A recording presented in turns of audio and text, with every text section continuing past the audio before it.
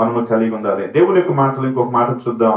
మౌనంగా ఉంటే లేక వివేకము కలిగి ఉంటే దేవుడు మనకి ఇచ్చేటువంటి ఒకటి ఘనత ముందు వినయం ఉంటుంది. వినయాన్ని బట్టి ఘనతనిస్తాడు. రెండో విషయాన్ని చూద్దాం. కీర్తనల గ్రంథము 25:9. కీర్తనల గ్రంథము 25:9.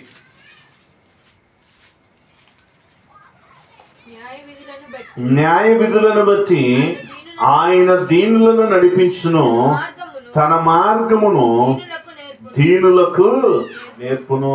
అయ్యా, నన్నెవరు అర్థం చేసుకోవట్లే, నాకు తెలియట్లేదయ్యా నేను ఎలా ఉండాలో అని ఆయనకు సరెండర్ అయితే దీనులను ఆయన లేవనెత్తుతాడట, నడిపిస్తాడట.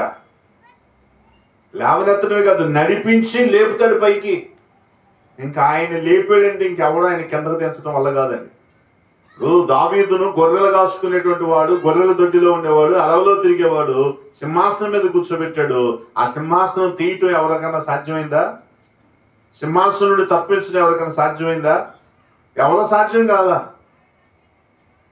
మరి రోజు మనం కూడా ఆ సింహాల దగ్గర ఉన్నప్పుడు దావీదేమనుకుంటాడు, నా జీవితం ఇంతే, నా బ్రతికింతే, నన్ను ఎవరు పట్టించుకోరు, నాకు విలువ లేదు, నాకు ఘనత లేదు, నా కుటుంబం నన్ను గౌరవించట్లా, నా అన్నం నన్ను గౌరవించట్లా, నన్ను ఎవరు పట్టించుకోవట్లా అని ఆ మందల గురించి ఆలోచన చేసుకున్నాడు. కానీ ఏనాడైనా రాజు అవుతాడని, ఏనాడైనా ఇశ్రాయేలు గోత్రాలకు పెద్దోడు అవుతాడని, పరిపాలన చేస్తాడని ఊహించాడా? ఊహించాడండి. అందుకే మనము మన న్యాయ విధులు మనము చక్కగా నెరవేర్చాలి. మన బ్రతుకును మనం బ్రతుకుతాం. అందుకే అంటారు కదా, న్యాయ విధులను బట్టి, మనము నడిచేటువంటి నీతి న్యాయాలను బట్టి, మనము నడిచేటువంటి భయభక్తులను బట్టి, మనము నడిచేటువంటి సత్ప్రవర్తన బట్టి, సత్క్రియలను బట్టి ఆయన అంటున్నాడు కదా, ఆయన దీనులను నడిపించును. ఎవరైతే వివేకము కలిగి తగ్గించుకుంటారో, ఎవరైతే వివేకము కలిగి మౌనముగా ఉంటారో వారిని దేవుడు హెచ్చిస్తాడు. ఈరోజు మనం గొప్ప వాళ్ళం కావాలనేటువంటి ఆశ మనకుంటే మనం చేయాల్సింది తెలుసా? మౌనంగా ఉండాలి. మౌనంగా ఉండాలి. ఇప్పుడు ఆ బలహీనత వచ్చిందని డాక్టర్ గారి దగ్గరికి వెళ్తామండి. డాక్టర్ గారి దగ్గర ఎంతసేపు మాట్లాడిస్తాడు? లోపలికి వెళ్ళినాక, ఓపీ తీసుకొని లోపలికి వెళ్ళినాక అంతకన్నా ఎక్కువ మాట్లాడుతాడా?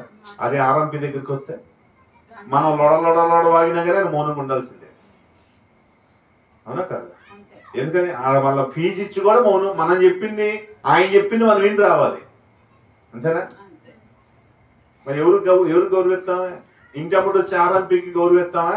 లేకపోతే అక్కడికి వెళ్ళి ఫీజు ఇచ్చి క్యూలో నుంచొని ఓపీ టైం వచ్చిందా ఉంచొని లోపలికి వెళ్ళి, అయ్యా అంటే స్లిప్ రాసాను, ఇదిగో ఎక్స్రే తెచ్చుకో, ఇదిగో రిపోర్ట్ తెచ్చుకో, లేకపోతే బ్లడ్ టెస్ట్ తెచ్చుకో, లేకపోతే ఇదిగో టాబ్లెట్లు వాడంటే సరే అని వస్తామా? లేకపోతే మళ్ళీ ఏమైనా క్వశ్చన్ చేయడానికి అవకాశం ఉందా?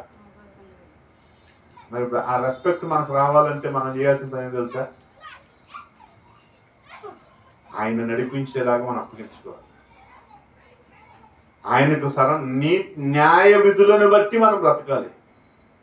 వాక్యానుసారమైన జీవితాలు మనం కలిగి ఉన్నప్పుడు లోబడేటువంటి వారికి ఉండాలి. లోబడినప్పుడే విధేయత అనేటువంటిది, దీనత్వం అనేటువంటిది మనకు కనబడుతుంది. కాబట్టి మన జీవితాలలో ఎప్పుడైతే ఆ దీనత్వం వస్తుందో మన తోటి వారిని గౌరవించేవారు ఉంటాం. ఇంకొక మాట చూద్దాం. మొదటి యోహాను పత్రిక 2వ అధ్యాయము 11వ వచనం.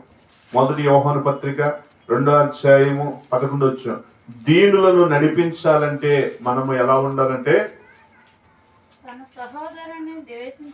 తన సహోదరుని ద్వేషించువాడు చీకటిలో ఉండి చీకటిలో నడుచుచున్నాడు, చీకటి అతని కనులకు ఏం చేసిందట? కానీ మనకు మనం గుడ్డోలం అయ్యామా? ఎక్కడ గుడ్డిదనం వచ్చింది? సహోదరుని ద్వేషిస్తే.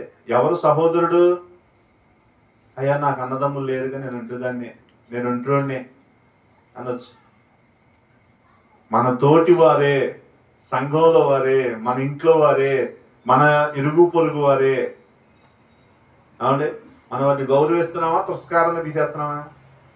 ఎప్పుడైతే వారు ఎలాంటి వారైనా క్రీస్తు రక్తములో కడగబడి లేక నీ కుటుంబంలో ఉన్న వారిని నువ్వు తృణీకరిస్తావో అప్పుడు మనల గురించి మాట్లాడే మాట ఏం తెలుసా?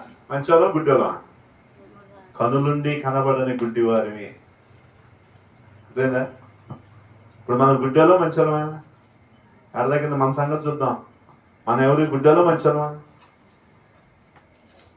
ఏం తల్లు మాట్లాడండి. రానండి అంటే ఇక ఆమె సంగతి చెప్పేది ఏం లేదట. రానండి సంగతి మనం మాట్లాడాల్సిన పని లేదు ఇక.